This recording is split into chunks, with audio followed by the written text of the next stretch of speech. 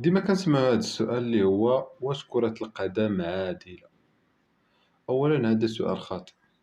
كرة القدم كتعتمد على أنك تكون مركز 90 دقيقة زائد الوقت الإضافي.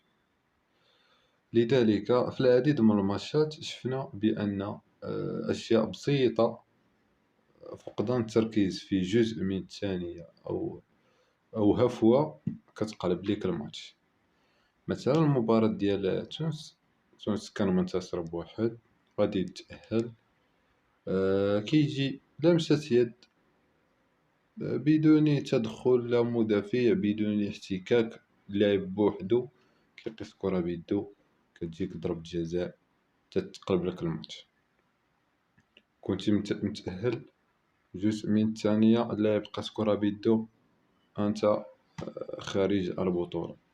وقعت في العديد من المباريات، كتكون فرقة غادي تنتصر كيوقع ليها ضربة جزاء مثلا خارجة من البطولة.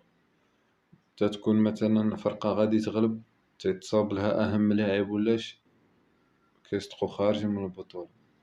ذكر لينا مثلا بعض الحالات اللي وقع فيها هاد الأمور، وخرجت خرجت أمور على الستار.